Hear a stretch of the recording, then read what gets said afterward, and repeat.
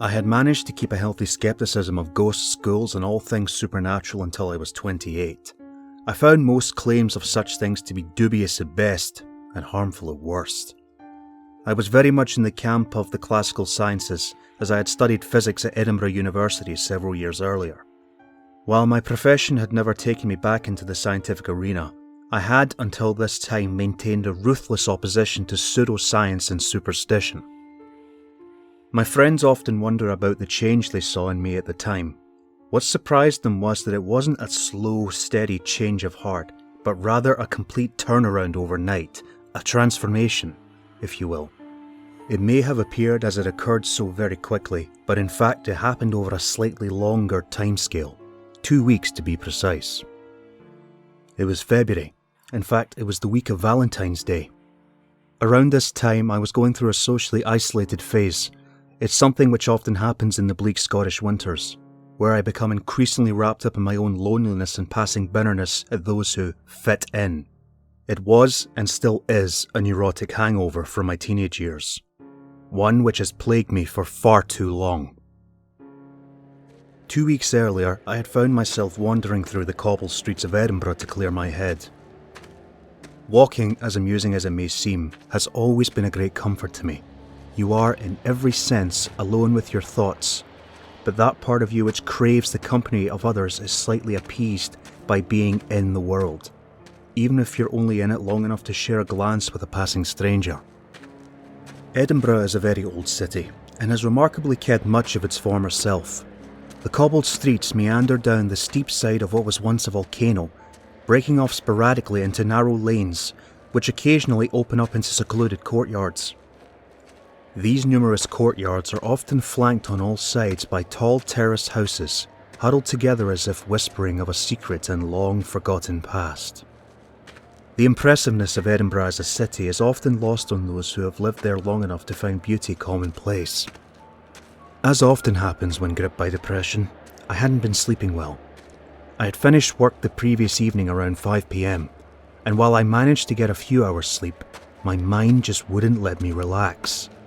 Come 6 in the morning, even though it was a Sunday and I could for once have a long lie, I conceded defeat in my attempts to have a proper rest and got up to greet the world, however reluctantly. By the time I had set out, it was still early morning, and the cold January air stung my face. Although Edinburgh is, for want of a better expression, a tourist city, at the time it still seemed relatively deserted, even for a Sunday. A slight mist had risen out of the water of Leith, making it feel all the more colder as I passed through the narrow lanes and down empty pavements, entirely oblivious to where I was going.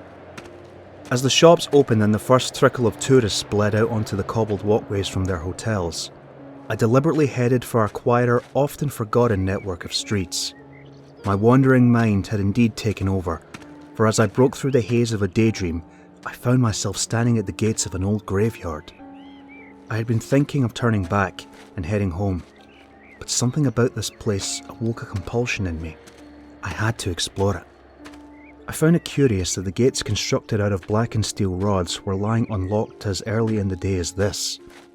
Entering the cemetery, I immediately noticed the overall isolation of the place, enjoying the sound of gravel under my feet, which pierced the silence as I moved slowly along the path littered with small white stones.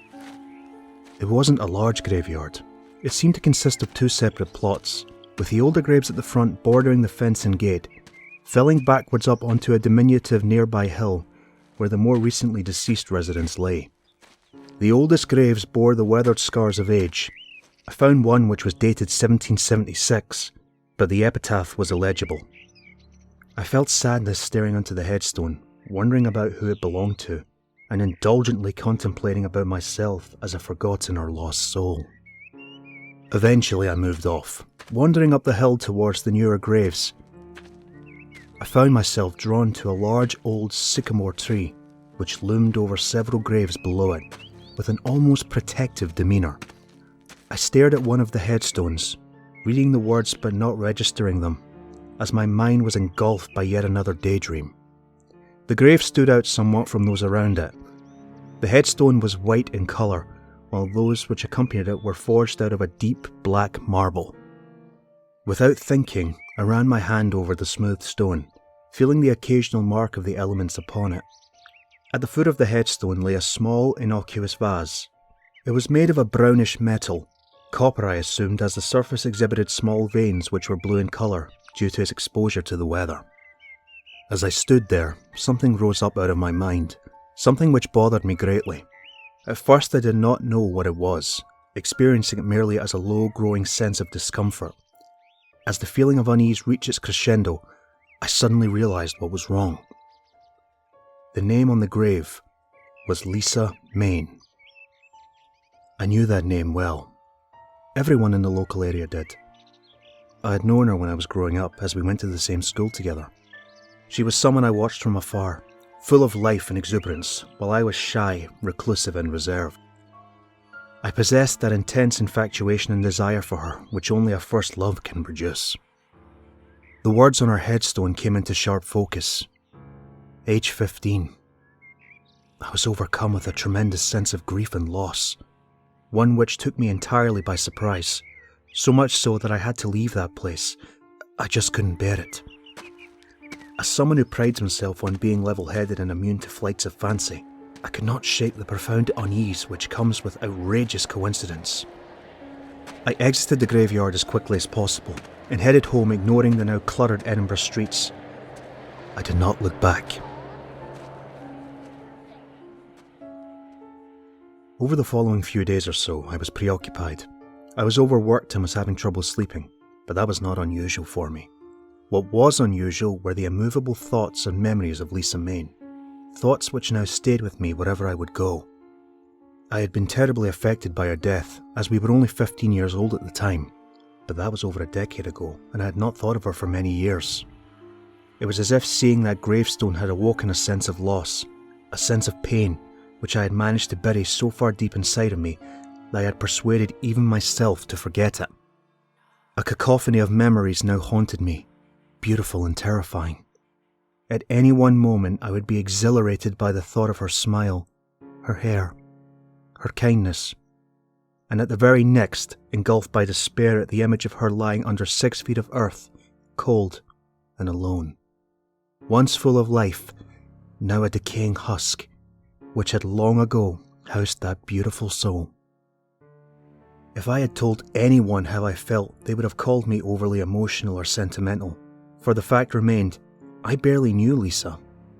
Watching her from years across a classroom, I imagined myself talking with her, sharing those intoxicating moments which mean so much to a teenager, the first connection with someone you adore, the first feeling of being loved, the first kiss. I had in fact hardly ever spoken to her until only a few weeks before she died, in one of those embarrassing manoeuvres which teachers often pull. The pupils were all forcibly partnered with someone to take our first social dance. Social dancing was a torrid affair. For someone like Lisa, it was fun and to be enjoyed, while for me it was something to be detested. I was embarrassed, possessing none of the talent to be a dancer, and even more so afraid to spend time with a girl, held back by my own teenage awkwardness. It was the end of January, and Lisa quickly set me at ease in social dancing class where we practiced. I cannot convey the simultaneous sense of joy and fear which I felt when she asked me to walk her home that day. Some people find social interactions to be exhausting, much like myself, always worried about saying the wrong thing. But some individuals can set others at ease with the smallest of effort. Lisa was one of those people. As we walked along the elegantly Victorian bridge towards her house, the winter sun bathed our surroundings in a cool, comforting glow. I couldn't have been more content to be in the presence of this happy, kind-hearted girl. She was so beautiful, with an incredible smile and golden locks of hair which seemed more at home in a fairy tale than our surroundings. For weeks we walked the same route home every day, talking, laughing, something I rarely did, and growing even closer. When you're that age, everything is so potent. Most can fall in and out of love in a heartbeat. I didn't have many friends, and lived alone with my mother, who was not a particularly affectionate woman. So in that short time, I fell in love with Lisa Maine. On the 13th of February, we stopped outside our house. We stood talking for a moment, and then for the first time Lisa became distant. She stared straight at me in a way that she had never done before. I felt uneasy, yet exhilarated. There was a moment, a tiny moment, where we said nothing to one another. Then she hugged me. Her fingers slid through my hair. I will never forget how sweet she smelled, how alive she felt, and how grateful I was to someone for showing me a kindness I had never previously known.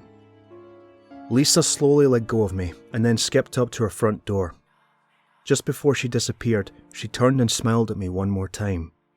Then she was gone. Immediately, I knew what I was going to do. For the first time in my life, I was full of purpose and focus. A desire to do just one thing. I ran as fast as I could to the local shops. I was lucky as most of them were shutting up for the day. A kind old man who ran a rarely used card store allowed me to go into his shop even though he was just closing. I was going to buy my first Valentine's card. It had to be perfect. It had to be just right. After looking at almost every card I could afford, I found one. It was fate. The card was red with a white circle in the middle. In that circle was a boy and girl walking hand in hand into the distance together. I did not care what it said inside because I have always had a way with the written word and knew I could put something down which came from the heart. I bought it. After leaving the card shop, I went straight into my local newsagents. I had kept aside my last £2. My mother gave me an allowance to buy my lunch at school every week, and I knew she would not give me more should I spend it. Despite it meaning I would have to go without lunch for a few days, I bought a box of chocolates to accompany the card. I rushed home, walked straight past my mother who barely greeted me, grabbed a pair of scissors from the kitchen and went upstairs. I knew I would get into an unbelievable amount of trouble for it, but I didn't care. I cut a sliver of material from the red curtains hanging in my mother's room and tied the makeshift ribbon around the box of chocolates. In my mind, it now looked like a Valentine's gift.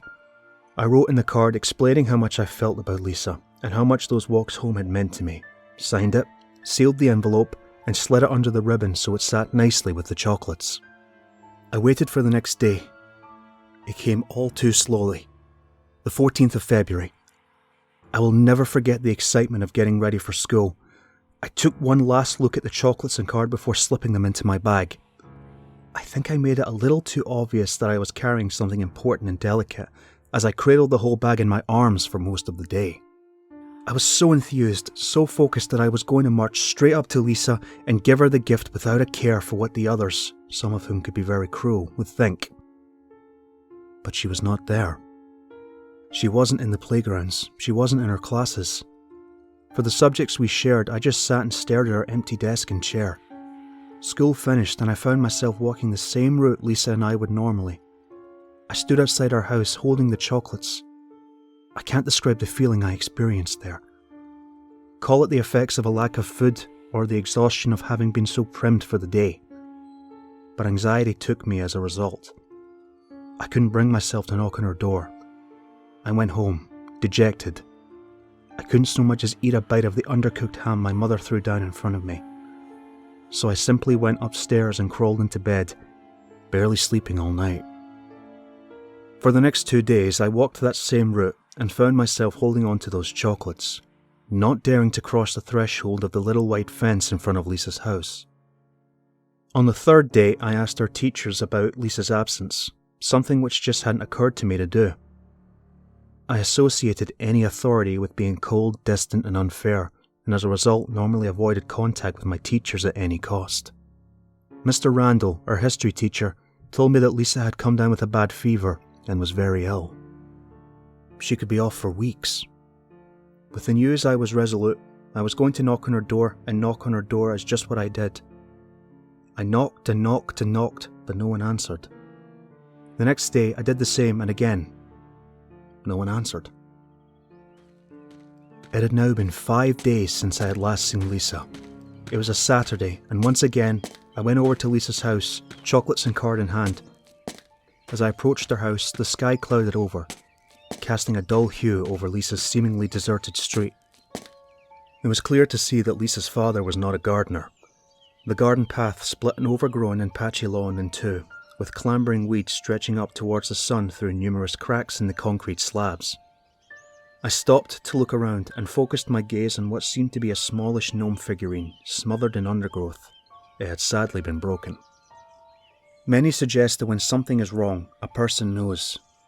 They may not be aware of precisely what has happened, but they can almost feel a palpable sense of dread in the air. I looked around and continued towards the front door. Something was different. I was sure that the house had seemed as deserted as it had on the previous days I had visited, and while the house was, for all intents and purposes, exactly the same as before, there was one change. The front door was open. I was convinced that it had been shut when I had arrived, but I dismissed this as simply the byproduct of my fascination with the condition of Lisa's garden. You see, I can't quite explain it, but there was something suffocating about the house on that quiet street. I reached the door and grasped the door knocker, chapping 3 times. No answer.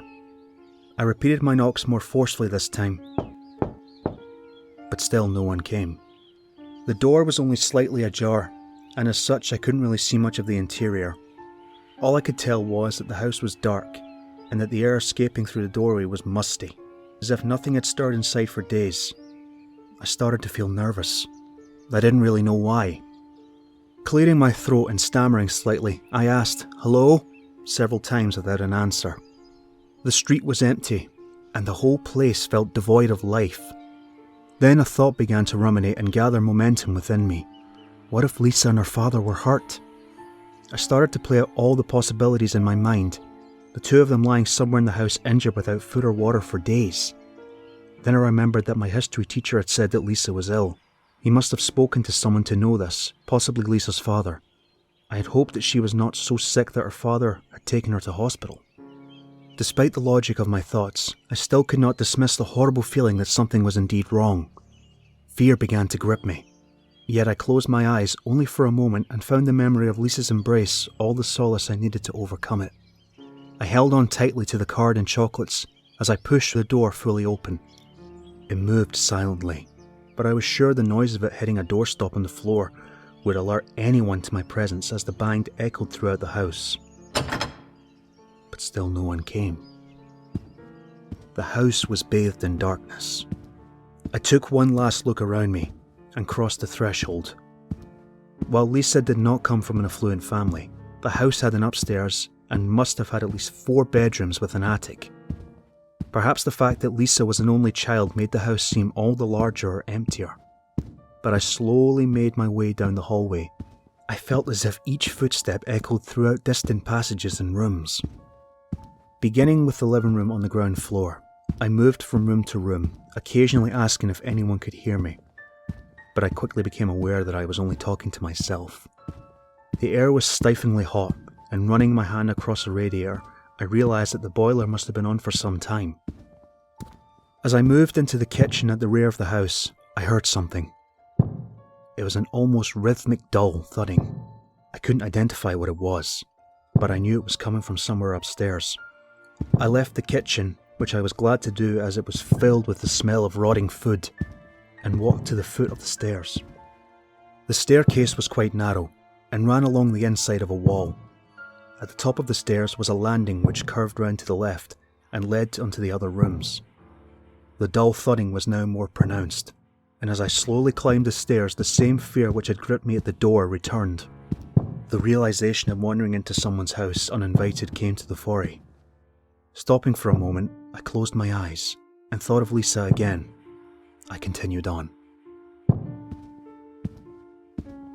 As I reached the top of the stairs, the thudding noise stopped. I shudder now even just thinking about it. There were 3 doors leading to the other bedrooms, and one leading to a bathroom which I could already see was empty. The door to the first bedroom lay opened. I peered in slowly, almost expecting to find someone there. There was no one.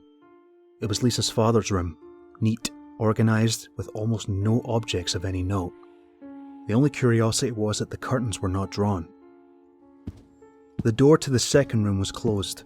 Again, I was overcome with a sense of intrusion. I was walking around inside someone's house without invitation. In effect, I was a trespasser. I knocked on the door quietly. Waiting for a moment, I realised the room must have been empty and turned the brass handle on the door. It opened. As I pushed the door, it creaked and then suddenly stopped, only after a few inches of movement. something was behind the door. I pulled it towards me and then pushed again, but no luck. With each attempt, the wooden door bashed off something. I suddenly became aware of the noise I was making as each attempt echoed throughout the house. It was not dissimilar to the thudding I had heard before. I tried one more time, pushing against the obstacle as hard as I could. No luck. I was about to give up and move on to the next door when I saw what was blocking my entrance. I will never forget the cold, glassy stare of the face, which seemed to be peeking out from behind the bottom of the door. The skin a pallid grey, a few retreating locks of hair covering an otherwise balding head, globules of sweat congealed under. Most of his features were obscured by the door, but the only visible eye stared, clouded and covered in shadow. I didn't scream because I quickly realised that not only was this the face of Lisa's father, but that he had been very much dead. I felt numb. But looking back, I realised I handled the situation much more calmly than many of my age would have. But then, I did have a strange fascination for such things, reading many accounts of quite horrific death scenes. I stared for a moment, composed myself, and then instantly turned to thoughts of Lisa and where she might be. Was she in the same room? Was she in the attic? All I could hope for was that she was okay. Something then happened, an event which I have to this day repressed, ignored, and avoided as much as I possibly could. Something which shook me to the core. Something which I have never told a soul. The face staring up at me through that gloom-filled gap in the doorway moved. At first it was only slight, and I disregarded it as the effect of shock. Then it moved again. Suddenly, the door began to shake violently as if being punched and kicked by the body lying behind it. The head turned upwards as the cracking of rigor mortis from the neck struggled against each sharp and vicious move. A putrid gurgling sound gasped out, enraged from deep within his bloated throat. I closed my eyes. I was sure it was not real. The banging stopped, and the house fell once again into silence. I let out a sigh of relief and opened my eyes. What I saw I can barely describe now. The face had moved upwards from behind the door to the level with mine. The door shook and rattled under the strain as its venomous attacker tried to claw and batter its way through. Finally, the face pushed and squeezed through the gap of the door, revealing its repulsively loathsome features in its entirety. Dead, swollen with clotted blood, gasping relentlessly for air, all this time staring straight at me through hate-filled eyes, with lips pulled back over teeth gritted together, grinding against one another in wretched hatred. I do not remember much of what took place after that. Perhaps I'm glad to. I know I escaped, and I know that I ran home confused, crying, babbling like a madman. I also know one more thing. While the memory had been pushed so deep inside that I can barely recognise it, I know whatever was in that room slipped through the gap in that doorway, slipped through and grabbed me. How I escaped, I do not know. The truth was more horrifying than I could have imagined. Lisa's father lost his job a couple of weeks earlier. As bills mounted combined with the pressures of looking after his only child, he snapped. When the police entered the house, they found poor sweet Lisa's body in the cellar. Her wrists were tied to a radiator. She had been strangled to death. After killing his daughter, Lisa's father had then went upstairs and hanged himself in her room. After a few days of hanging there, the cord he used to choke the life from himself seemed to have snapped. The police found his body slumped behind the bedroom door. The door was open. As time eroded the memory, the explanation of these events altered greatly. Through my years of study at school and then university, I read of psychological pressures and how trauma could bring about vivid hallucinations. I had convinced myself that I had found Lisa's father dead and that shock had produced the rest of the experience. No matter how real it felt, the idea that a corpse twisted by rage and hate, perhaps even by the love I felt for his daughter, could somehow come back to life and attack the living just did not fit in with my scientific and atheistic understanding of the world. I dismissed the entire experience, but one thing had still managed to haunt me until I managed to hide it from myself. The police reported that Lisa had been tied up for a couple of days before she was killed. The date of her death was recorded as the 15th of February. She had been in that cellar, tied up, frightened yet alive when I had come by to give her her Valentine's gift. People talk about hauntings and spirits, but the memory of that contorted face rising up through the doorway was nothing compared to the knowledge that, had I went into her house that day, that maybe, just maybe, I could have saved her. Yes, I was a child, but I could have done something! I grew up, but I never felt that love again, that feeling of connection with another human being. I developed an unhealthy attachment to my own company, and found myself more interested in burying my head in textbooks than perhaps meeting others, or even falling in love. The friends that I did have were never that close to me, nor did they ever truly understand who I was. Seeing Lisa's grave had brought it all flooding back to me. Those stolen moments, that thing in the house, her death. The funny thing is that of all those memories, both traumatic and precious, the one thought that would not leave me was of the Valentine's gift I never gave. While I still hoped that the dead things in Lisa's house was one of my own imagination, and that the world was still very much material, lacking in the spiritual, I still felt the need to rectify this. I had kept the card all those years. In many ways it was both my most cherished and loathed possession. Cherished for the memories which it drew up from within me, and loathed for the same reason. On the morning of the 14th, I walked through the cobbled streets of Edinburgh towards Lisa's resting place. On the way, I stopped at a little newsagent's and picked up a box of chocolates. On my first visit, I had wandered there by accident, vaguely negotiating each street in a daze. But this time, I was focused and resolute. Sentiment is a curious thing, and it had encouraged me to keep not only the card, but also the ribbon I made for the chocolates. When I entered the graveyard, I gazed up towards that lonely hill where she lay. I felt hesitant, not because I did not want to leave the gifts by her graveside, but more so because I did not know the extent to which the feelings of remorse, sadness, and bitter nostalgia would overcome me again. Nevertheless, I took a moment and then made my way up over the whitened path, up towards the hill, up towards her. There I stood. The sun was still relatively low in the sky, and it cast long, contorted and exaggerated shadows over everything. After standing there for what seemed like an age, I pulled out the ribbon, tied it carefully around the box, and then placed the chocolates and the card against the cold headstone. I don't know if I said anything. At the time, I probably didn't, as I was still convinced that she wasn't there to hear me, that once your loved ones pass away, they're gone forever, that death is the end. I do know that I cried. I cried like I hadn't since I was a child. I fell to my knees and buried my head in my hands. I was inconsolable. Those moments of utter sadness, utter despair at the cruelness of life and what I had done to beautiful Lisa were the last I had as a true skeptic. For as I knelt there, the wind blew gently through the graveyard, gently caressing those stone markers of loss and those who attended them. I had heard and read about people having a religious or spiritual experience, and while I cannot truly accept others' testimonies, I can say that what I felt at that moment was profound, an achingly beautiful feeling of companionship and love. I looked around. No one was there. But I felt that someone was. I tried to shake the feeling off as my mind simply playing tricks on me, but no matter how much I tried to stick to the interpretation of events, I simply could not do it. That feeling shared a twin emotion. I had only once ever felt that way before, when Lisa hugged me the last time I saw her. As the sensation washed over me, I realised that I had truly been searching for the same feeling again, but never found it until that moment.